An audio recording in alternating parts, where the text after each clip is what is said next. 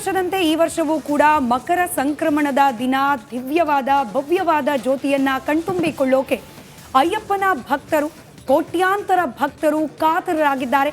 ಇನ್ನೇನು ಕೆಲವೇ ಕ್ಷಣಗಳಲ್ಲಿ ಅಯ್ಯಪ್ಪ ಜ್ಯೋತಿ ಸ್ವರೂಪನಾಗಿ ತನ್ನ ಭಕ್ತರಿಗೆ ದರ್ಶನವನ್ನ ಕೊಡಲಿದ್ದಾನೆ.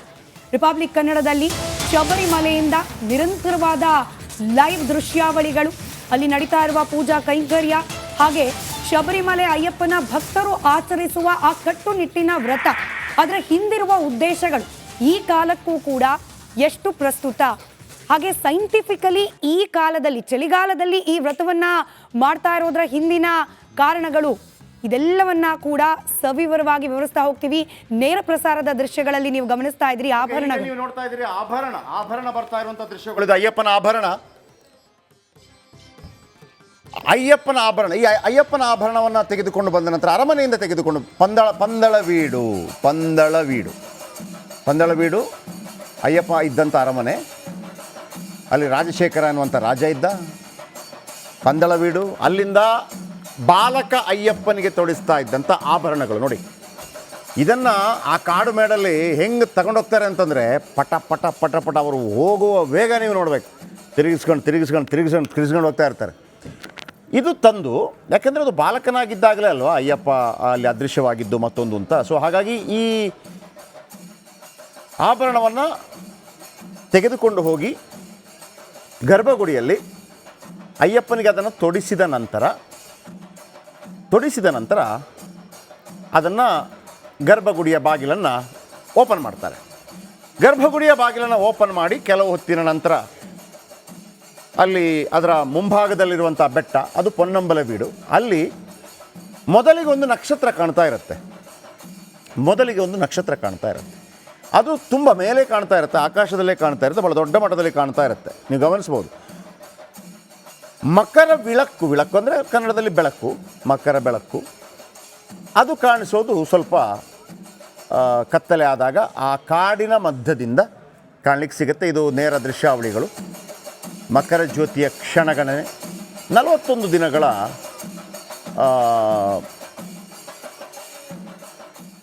ಏನು ವೃತಾಚರಣೆಯನ್ನು ಮಾಡ್ತಾರೆ. ಕಪ್ಪು ಬಟ್ಟೆ ಧರಿಸ್ತಾರೆ, ನೀಲಿ ಬಟ್ಟೆ ಧರಿಸ್ತಾರೆ. ಆನಂತರ ಇರುಮುಡಿ ಅಂತಂದರೆ ಎರಡು ಕಟ್ಟುಗಳು, ಮಲಯಾಳಂನಲ್ಲಿ ಇರುಮುಡಿ ಕೆಟ್ಟು. ಆಮೇಲೆ 18 ಪವಿತ್ರ ಮೆಟ್ಟುಗಳನ್ನು ಏರುವಂಥ ಸಂದರ್ಭ. ನಿಮಗೆ ಇರುಮುಡಿ ಇದ್ದರೆ ಮಾತ್ರ 18 ಮೆಟ್ಟಿಲುಗಳನ್ನು ಏರೋದಕ್ಕೆ ಅವಕಾಶ ಇರುತ್ತೆ. ನೀವು ಇರುಮುಡಿ ಇಲ್ಲದೆ ಹೋದರೆ ಮಂದಿರಕ್ಕೆ ಹೋಗೋಕ್ಕಾಗಲ್ವಾ ಅನ್ನೋಂಥ ಪ್ರಶ್ನೆ ಮೂಡ್ಬೋದು. ಹೋಗೋಕ್ಕಾಗತ್ತೆ, ಬಟ್ 18 ಮೆಟ್ಟಿಲು ಹತ್ತೋದಕ್ಕೆ ಅವಕಾಶ ಇರೋದಿಲ್ಲ. ಹಿಂದುಗಡೆಯಿಂದ ಒಂದು ರೂಟ್ ಇದೆ, ಅಲ್ಲಿಂದ ನೀವು ಹತ್ಕೊಂಡು ಹೋಗಿ ಅಯ್ಯಪ್ಪನ ದರ್ಶನ ಮಾಡ್ಬೋದು. ಬಟ್ 18 ಮೆಟ್ಟಿಲು ಹತ್ತೋದಕ್ಕೆ ಆಗೋದಿಲ್ಲ. ಇರುಮುಡಿ ನೋಡಿ, ಈಗ ಕಟ್ಕೊಂಡಿದ್ದಾರಲ್ವ ತಲೆಯಲ್ಲಿ, ಅದು ಇರುಮುಡಿ. ಹಿಂದಿನ ಕಾಲದಲ್ಲಿ ಅಂತಂದರೆ ಅದಕ್ಕೆ ಈಗಲೂ ಹಾಕ್ತಾರೆ. ಒಂದರಲ್ಲಿ ಅಕ್ಕಿ, ತರಕಾರಿ, ಅಡುಗೆಗೆ ಬೇಕಿರುವಂಥ ಸಾಮಾನು ಇದೆಲ್ಲ ಇರ್ತದೆ. ಇನ್ನೊಂದರಲ್ಲಿ ತೆಂಗಿನಕಾಯಿ, ಅದು ಕೂಡ ಒಂದು ತೆಂಗಿನಕಾಯಿ, ಅದನ್ನು ಕಂಪ್ಲೀಟ್ ನೀರು ತೆಗೆದು, ಅದರ ಕಂಪ್ಲೀಟ್ ನೀರನ್ನು ತೆಗೆದು, ಹಸಿ ತೆಂಗಿನಕಾಯಿ ಇರುತ್ತಲ್ಲ, ಏನು ಒಣಗಿಸಿರೋದಿಲ್ಲ ತೆಂಗಿನಕಾಯನ್ನು, ಹಸಿ ತೆಂಗಿನಕಾಯಿ ಏನಿರುತ್ತೆ ಅದನ್ನು ಓಪನ್ ಮಾಡಿ ಅದನ್ನು ಡ್ರೈ ಮಾಡಿಸಿ ಆಮೇಲೆ ಅದಕ್ಕೆ ತುಪ್ಪವನ್ನು ಹಾಕ್ತಾರೆ. ತುಪ್ಪವನ್ನು ಹಾಕಿ ಒಂದು ರೀತಿಯಲ್ಲಿ ಕಂಪ್ಲೀಟ್ ಬಂದ್ ಮಾಡ್ತಾರೆ ಅದನ್ನು. ಆ ತುಪ್ಪ ಗಟ್ಟಿ ಆಗಬಾರ್ದು ಅಂತ ಹೇಳಿ, ಗಟ್ಟಿ ಆದರೆ ವ್ರತ ಸರಿಯಾಗಿ ಮಾಡಿಲ್ಲ ಅಂತೇನೋ ಒಂದು ನಂಬಿಕೆ ಇದೆ. ಅದು ಎರಡು ಟೈಪದ್ದು. ಕೆಲವ್ರದ್ದು ಹೆಂಗೆ ಅಂತಂದರೆ ಅದು ಗಟ್ಟಿ ಆಗಬೇಕು ಅಂತ ಒಂದು, ಮತ್ತೊಂದು ಈ ತುಪ್ಪ ಹಾಕಿದ್ದು ಅದು ಗಟ್ಟಿ ಆಗೇ ಆಗ್ತದೆ. ಅಲ್ಲಿ ಓಪನ್ ಮಾಡುವಾಗ ಅದು ನೀರು ಇರಬಾರ್ದಂತೆ, ಫುಲ್ ಗಟ್ಟಿಯಾಗಿರ್ಬೇಕಂತೆ, ಅಂದರೆ ಫುಲ್ ಭಯಂಕರ ಸ್ಟ್ರಾಂಗ್ ಆಗಿದೆ ನನ್ನೊಂದು ನಂಬಿಕೆ ಅದು. ಆ ಥರ ಅಲ್ಲಿ ಅದನ್ನು ಓಪನ್ ಮಾಡ್ತಾರೆ. ಅಲ್ಲಿ ಹೋಗಿ ಈಗ ಒಬ್ಬ ಸ್ವಾಮಿ ಒಂದು ತೆಂಗಿನಕಾಯನ್ನು ತೆಗೆದುಕೊಂಡು ಹೋಗಬೇಕು. ಆಮೇಲೆ ಕೆಲವರು ಮತ್ತೊಬ್ರದ್ದು, ಈಗ ಯಾರಾದರೂ ಒಂದು ಹರಕೆ ಹೊತ್ತಿರ್ತಾರೆ, ಮನೆಯವರೋ ಮಗಳೋ ತಾಯಿಯೋ ಹರಕೆ ಹೊತ್ತಿದ್ದಾಗ ಈ ಸ್ವಾಮಿ ಅಯ್ಯಪ್ಪ ಮಾಲೆ ಹಾಕಿದಂಥವರು ಇರುಮುಡಿ ಅದನ್ನು ಕಟ್ಟುವಾಗ ಆ ತೆಂಗಿನಕಾಯಿಗೆ ಅವರು ತುಪ್ಪವನ್ನು ಹಾಕಬೇಕು. ಅವರು ತುಪ್ಪವನ್ನು ಹಾಕಿದ ನಂತರ ಅದನ್ನು ಕೆಲವರು 10-15 ತಗೊಂಡು ಹೋಗ್ತಾರೆ. ಅಲ್ಲಿ ಹೋಗಿ ಅಲ್ಲಿ ರೂಮ್ ಇರುತ್ತೆ. ರೂಮಲ್ಲಿ ಒಂದು ಯಾವುದಾದ್ರೂ ಸ್ಟೀಲ್ ಪಾತ್ರೆಯಲ್ಲಿ ಆ ತೆಂಗಿನಕಾಯಿಯನ್ನು ಒಡೆದು ಆ ತುಪ್ಪವನ್ನೆಲ್ಲ ಅದಕ್ಕೆ ಹಾಕ್ತಾರೆ. ಅದನ್ನು ಹಾಕಿದ ನಂತರ ಅದನ್ನು ತೆಗೆದುಕೊಂಡು ಹೋಗಿ ಅಲ್ಲಿ ಕೊಡಲಾಗುತ್ತೆ.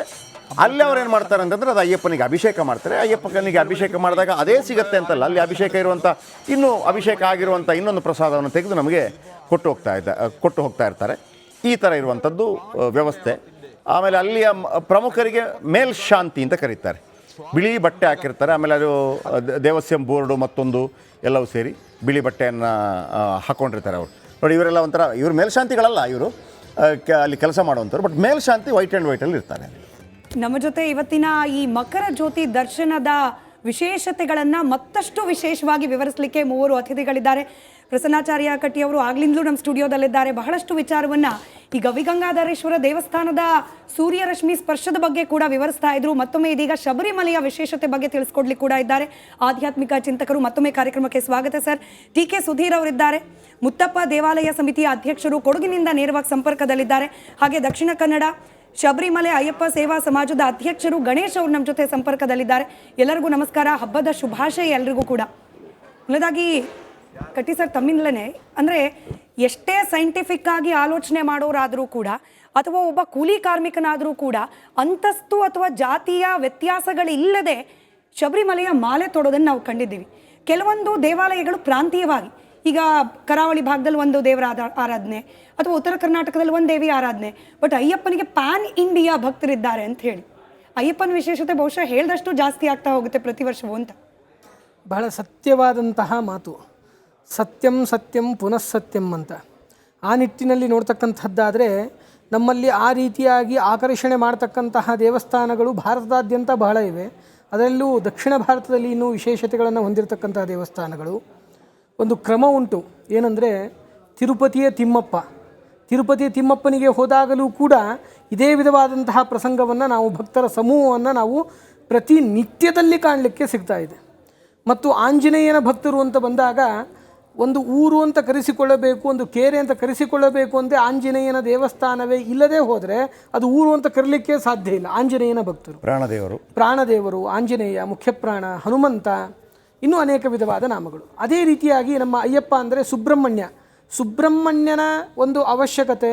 ಅದರಲ್ಲೂ ಕೂಡ ವಿಶೇಷವಾಗಿ ಈ 40 ದಿನಗಳು, 41, 48 ದಿನಗಳ ಒಂದು ಋತುಗಳು ಏನು ಉಂಟಲ್ಲ, ಬಹಳ ವೈಶಿಷ್ಟ್ಯಪೂರ್ಣವಾದಂತಹ ಋತುಗಳು. ಒಬ್ಬ ಬ್ರಹ್ಮಚಾರಿ ತನ್ನ ಬ್ರಹ್ಮಚರ್ಯ ಆಶ್ರಮದಲ್ಲಿ ಆಗಿರ್ತಕ್ಕಂತಹ ಲೋಪದೋಷಗಳನ್ನು ಸರಿಪಡಿಸಿಕೊಂಡು ಅಲ್ಲಿ ಆಗ್ತಕ್ಕಂತಹ ಪ್ರಾಯಶ್ಚಿತ್ತವನ್ನು ಮಾಡಿಕೊಂಡು ಮುಂದಿನ ಜೀವನದ ಅಭಿವೃದ್ಧಿಗಾಗಿ, ಏಳಿಗೆಗಾಗಿ ಯಾವ ಸುಬ್ರಹ್ಮಣ್ಯನ ಒಂದು ವಿಶೇಷವಾದಂತಹ ಉಪಾಸನೆ, ಆರಾಧನೆ ಅಂತಕ್ಕಂಥದ್ದನ್ನು ನಾವು ಮಾಡೋದನ್ನು ಕಾಣ್ತೇವೆ. ಅದರಲ್ಲೂ ಏನು ವಿಶೇಷ ಅಂತಂದರೆ, ನೀವು ಹೇಳ್ತಾ ಇದ್ರಿ ವಿಜ್ಞಾನದ ಬಗ್ಗೆ ಹೇಳ್ತಾ ಇದ್ರಿ.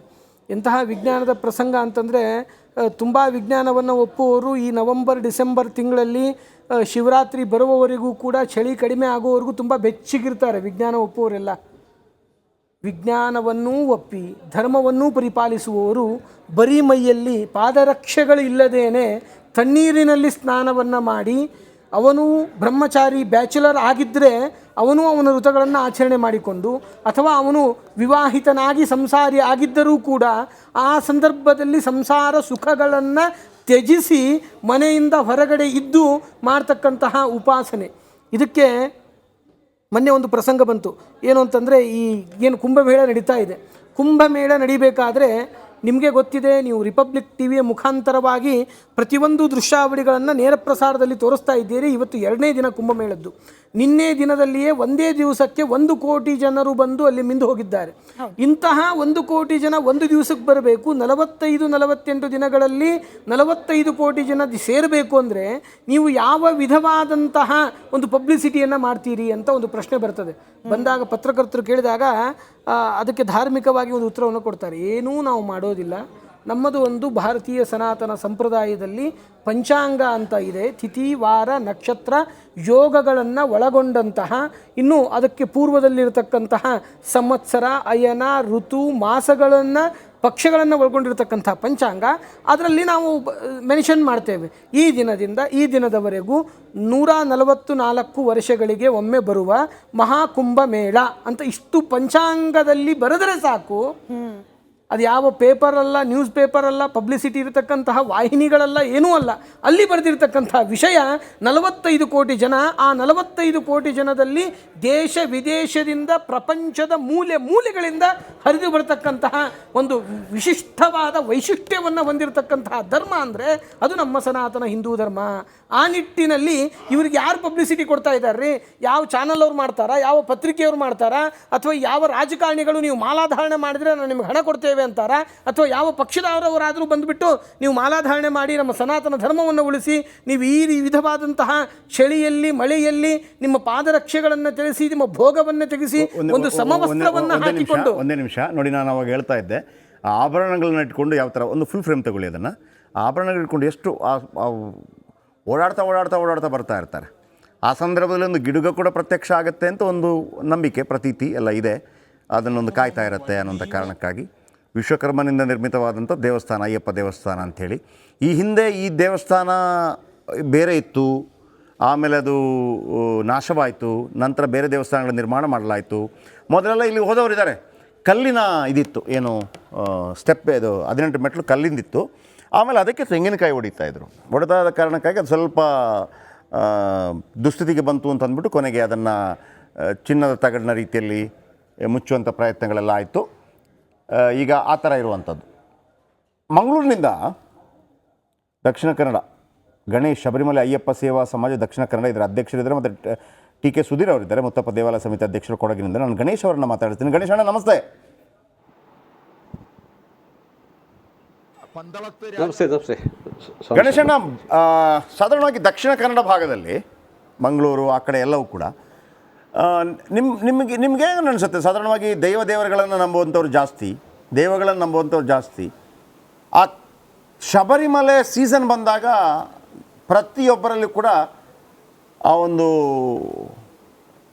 ವಿಶೇಷವಾದಂತಹ ಒಂದು ಸಂಚಲನ ಉಂಟಾಗುತ್ತೆ. ಅಲ್ಲಿ ಎಲ್ಲ ಕಡೆ ಅಯ್ಯಪ್ಪ ಬೆಳಕು, ಅಯ್ಯಪ್ಪ ದೀಪೋತ್ಸವ ಇಲ್ಲೆಲ್ಲ ನಡೀತಾ ಇರುತ್ತೆ.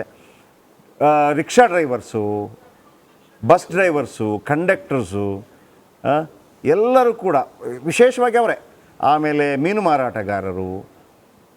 ನೀವು ನೋಡಿದ ಹಾಗೆ ಮಂಗಳೂರು ಭಾಗದಲ್ಲಿ ಇದು ವಿಶೇಷವಾಗಿ ಪ್ರಚಲಿತವಾಗೋದಕ್ಕೆ ಏನು ಕಾರಣ ಅಂತ ಅನಿಸುತ್ತೆ ನಿಮಗೆ?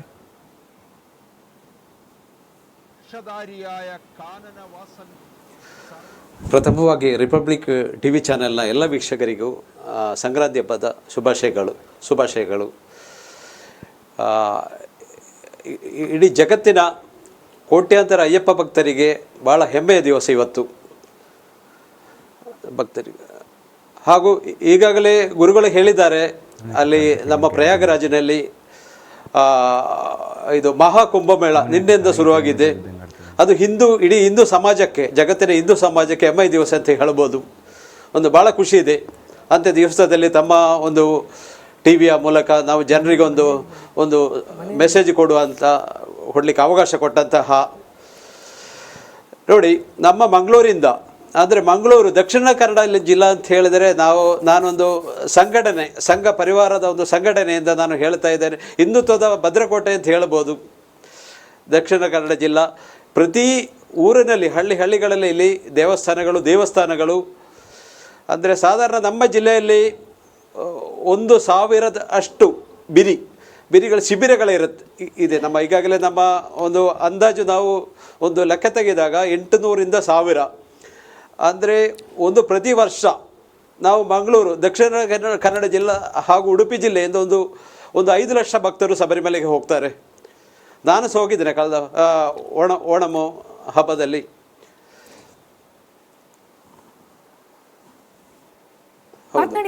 ಇದು ತಾವೀಗ ಹೇಳಿದಿರಿ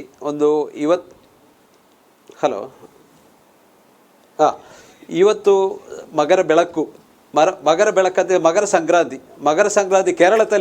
ಕೇರಳದಲ್ಲಿ ಎರಡು ರೀತಿಯ ಪಂಚಾಂಗಗಳಿದೆ. ಉತ್ತರ ಕೇರಳ ಪಂಚಾಂಗ, ದಕ್ಷಿಣ ಕೇರಳ ಪಂಚಾಂಗ ಅಂತೇಳಿ. ಶಬರಿಮಲೆ ದಕ್ಷಿಣ ಕೇರಳದಲ್ಲಿ ಇರೋದ್ರಿಂದ ಇವತ್ತು 1 ತಾರೀಕು ಮಕರ 1 ಅಂತೇಳಿ ಅವರು ಕನ್ಸಿಡರ್. ಅಂದರೆ ಉತ್ತರ ಭಾಗದಲ್ಲಿ ನಾಳೆ ಮಕರ 1, ಅಂದರೆ ಬೆಳಿಗ್ಗೆ 8:19ಕ್ಕೆ ಮಕರ ಸಂಕ್ರಾಂತಿ ಇವತ್ತು ನಡೆದಿದೆ. ಸಂಕ್ರಾಂತಿ ಪೂಜೆ ಎಲ್ಲ ಬೆಳಿಗ್ಗೆ ಆದದ್ದು ಅಲ್ಲಿ ಶಬರಿಮಲೆಯಲ್ಲಿ. ಅಂದರೆ ದಕ್ಷಿಣ ಭಾಗದಲ್ಲಿ 12 ಗಂಟೆ ಒಳಗೆ ಬಂದರೆ ಇವತ್ತು ಸಂಕ್ರಾಂತಿ ಮಾಡ್ತಾರೆ, ಮಕರ ಒಂದು ಮಾಡ್ತಾರೆ. ಉತ್ತರ ಭಾಗದಲ್ಲಿ ಸೂರ್ಯೋದಯದ ಮೊದಲು ಬಂದರೆ ಮಾಡ್ತಾರೆ. ಹಾಗೆ ದಕ್ಷಿಣ ಕೇರಳದಲ್ಲಿ ಕೆಲವೊಮ್ಮೆ ತಾವು ನೋಡಿರ್ಬೋದು, ಕಳೆದ ಬಾರಿ 15ಕ್ಕೆ ಇತ್ತು. ಇದೇ ಕಾರಣ. ಅಂದರೆ ಇವತ್ತು ಮಕರ ಒಂದಕ್ಕೆ ಅಲ್ಲಿ ಪೊನ್ನಂಬಲ ಮೇಡು ತಾವು ವೀಡಲ್ಲ ಅಥವಾ ಪೊನ್ನಂಬಲ ಬೆಟ್ಟೆ ಅಂತ ಹೇಳ್ತಾರಲ್ಲ, ಪೊನ್ನಂಬಲ ಮೇಡಿನಲ್ಲಿ ಮಕರ ಜ್ಯೋತಿ 3 ಸಲ ನೋಡ್ಬೋದು. ಮಕರ ಜ್ಯೋತಿ, ಮಕರ ಬೆಳಕು ಅಂತ ಹೇಳ್ಬೋದು, ಮಕರ ಜ್ಯೋತಿ ದರ್ಶನ ಆಗುತ್ತೆ. ಆಮೇಲೆ ನಮಗೆ ಅಲ್ಲಿ ಒಂದು ಮಕರ ನಕ್ಷತ್ರ ಕೂಡ ನಮಗೆ ಕಾಣುತ್ತೆ. ಅದು ತಾವು ಈಗಾಗಲೇ ನಾನು ನೋಡಿದ್ದೇನೆ ಚಾನಲ್ನಲ್ಲಿ, ಗರುಡ ಒಂದು 2-3 ಸುತ್ತು ಬಂದ ಆಗಿದೆ ಈಗ ಈ ನಮ್ಮ ಈ ತಿರುವಾಭರಣದ ಜೊತೆಗೆ ಸರಕುತ್ತಿ ಹಾಲಿಂದ ಇಲ್ಲಿ ಸನ್ನಿಧಾನ ತನಕ 2-3 ಸುತ್ತು ಗರುಡ. ಅಂದರೆ ಅದು ಮಾತಾಡ್ತೀನಿ ಎಸ್ ವೀಕ್ಷಕರಿಗೆ ಒಂದು ಪುಟ್ಟ ಬ್ರೇಕ್. ಅಲ್ಲೂ ಕೂಡ ಬರೆದಿರುವಂಥದ್ದು ತತ್ವಮಸಿ. ಅಯ್ಯಪ್ಪ ಸನ್ನಿಧಾನಕ್ಕೆ ಹೋದ ತಕ್ಷಣ ಅಲ್ಲಿ ಕೂಡ ಬರೆದಿರುವಂಥದ್ದು ತತ್ವಮಸಿ. ಬಹಳ ವಿಶೇಷ ಏನಪ್ಪ ಅಂತಂದರೆ ಆ ಚಿನ್ಮುದ್ರೆ, ಅಯ್ಯಪ್ಪನ ಚಿನ್ಮುದ್ರೆ ಮತ್ತು ಅಯ್ಯಪ್ಪ ಕೂತಿರುವ ಆ ಭಂಗಿ ಇದೆಯಲ್ಲ, ಅದೊಂದು ಭಯಂಕರ ವಿಶೇಷ. ಆಮೇಲೆ ಅಯ್ಯಪ್ಪ ವೃತ್ತಾಧಾರಿಗಳು ಫಸ್ಟ್ ಟೈಮ್ ಹೋದಾಗ ಕನ್ಯಾಸ್ವಾಮಿ ಅಂತ ಹೇಳ್ತಾರೆ. ಅಲ್ಲೊಂದು ಅವರಿಬ್ಬರ ನಡುವೆ ಒಂದು ಅಯ್ಯಪ್ಪ ಏನು ಮದುವೆ ಆಗಿಲ್ಲ, ಅಯ್ಯಪ್ಪ ಬ್ರಹ್ಮಚಾರಿ ಅಂತ. ಅಲ್ಲಿ ಮಾಳಿಗಪುರತ್ತಮ್ಮ ಅಂತೇಳಿ ಒಂದು ದೇವಸ್ಥಾನ ಇದೆ. ಆಕೆ ಕಾಯ್ತಾ ಇರ್ತಾಳೆ ಅಯ್ಯಪ್ಪನಿಗಾಗಿ. ಮಾಳಿಗಪುರತ್ತಮ್ಮ ಅಂತ ಅದರ ಹೆಸರು. ಅದರ ಪಕ್ಕದಲ್ಲೇ ಇದೆ.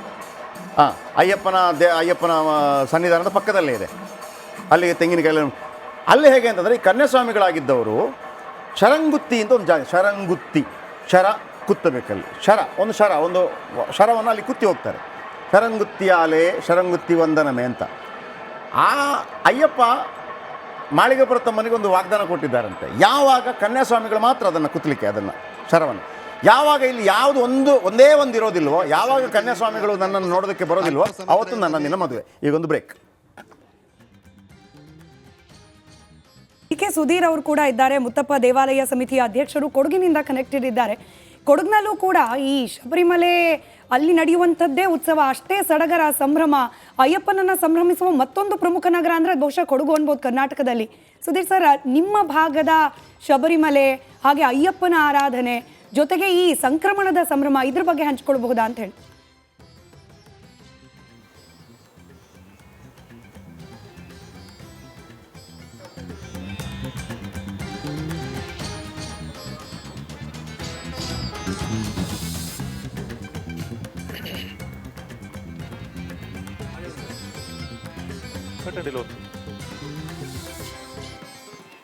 ಸಂಪರ್ಕ ಸಾಧ್ಯ ಆಗಿಲ್ಲ ಅಲ್ಲಿ. ಅದೊಂದು ಸುಧೀರ್ ಅವರೇ ಧ್ವನಿ ಕೇಳ್ತಾ ಇದೆಯಾ? ಓಕೆ.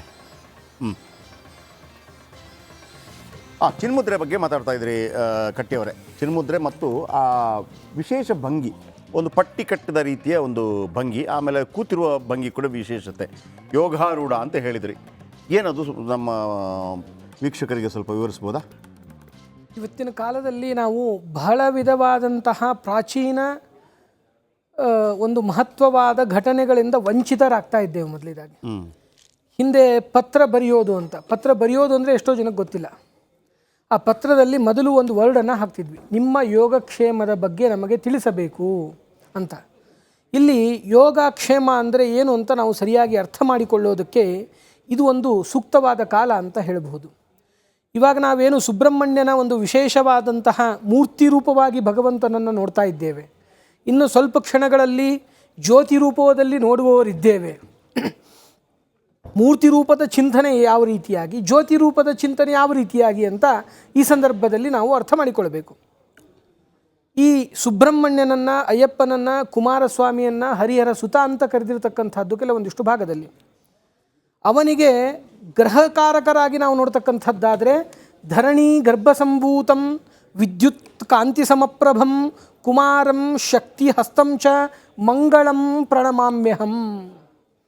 ನಾವು ಇಲ್ಲಿ ಎರಡರ ಬಗ್ಗೆ ತಿಳಿದುಕೊಳ್ಳಿಕ್ಕೆ ನಮಗೆ ವೀಕ್ಷಕ ಬಾಂಧವರಿಗೆ ತಿಳಿಸಿ ಅಂತ ಹೇಳ್ತಿದ್ದಾರೆ. ಒಂದು ಕುಳಿತಿರುವ ಭಂಗಿ, ಇನ್ನೊಂದು ಕುಮಾರಂ ಶಕ್ತಿ ಹಸ್ತಂಚ. ಆ ಚಿನ್ಮುದ್ರಿಯ ಬಗ್ಗೆ ನಾವು ತಿಳಿದುಕೊಳ್ತಕ್ಕಂತಹ ಒಂದು ವಿಶೇಷ ಪ್ರಸಂಗವನ್ನು ನೋಡಿದರೆ, ಆ ಪ್ರಾಚೀನ ಕಾಲದಲ್ಲಿ ಬರಿತಾ ಇರತಕ್ಕಂಥ ಯೋಗಕ್ಷೇಮ ಅಂತಕ್ಕಂಥದ್ದನ್ನು ಈ ಮೂರ್ತಿ ರೂಪದಲ್ಲಿ ಇರತಕ್ಕಂತಹ ಸ್ವಾಮಿಯಲ್ಲಿಯೂ ಕೂಡ ನಾವು ಒಂದು ವಿಧದಲ್ಲಿ ಕಾಣಬಹುದು. ಆ ಕುಳಿತಿರುವ ಭಂಗಿ ಏನಿದೆ, ಆ ಕುಳಿತಿರತಕ್ಕಂತಹ ಆಕಾರ, ಅದನ್ನು ನಾವು ಆಂಗ್ಲ ಭಾಷೆಯಲ್ಲಿ ಒಂದು ಸ್ಟೈಲ್ ಅಂತ ಏನು ಕರಿತೇವೆ, ಅದು ಬಂದುಬಿಟ್ಟು ಒಂದು ಯೋಗಾರೂಢನಾಗಿ ಕುಳಿತಕ್ಕಂತಹ ದೇವತಾ ಉಪಾಸನೆ ಮಾಡಲಿಕ್ಕೆ ಇರತಕ್ಕಂತಹ ಒಂದು ವಿಶೇಷ ಪ್ರಸಂಗ. ಇದು ಶಾಸ್ತ್ರೀಯವಾಗಿ ಯೋಗ ಮತ್ತು ಕ್ಷೇಮಗಳ ಬಗ್ಗೆ, ಶಕ್ತಿಗಳ ಬಗ್ಗೆ ನಾವು ಅರ್ಥ ಮಾಡಿಕೊಳ್ತಕ್ಕಂಥದ್ದಾದರೆ, ಅಂದ್ರೆ ನಾವು ಯೋಗಕ್ಷೇಮ ಅನ್ನೋದನ್ನ ಒಂದೇ ಪದ ಅಂತ ಹೇಳಿ ಅರ್ಥೈಸ್ಕೊಳ್ತಾ ಇದ್ವಿ. ಯೋಗಕ್ಷೇಮ ಎರಡು ಬೇರೆ ಬೇರೆ ಹೇಗೆ? ಬಹಳ ಒಂದು ಚಿಕ್ಕ ಬ್ರೇಕ್ ಹೋಗೋ ಸಮಯ ಇದೆ, ಹೀಗಾಗಿ ಇದ್ರ ಬಗ್ಗೆ ಸವಿವರವಾದ ವಿವರಣೆ ನಿಮ್ಮಿಂದ ಬೇಕು.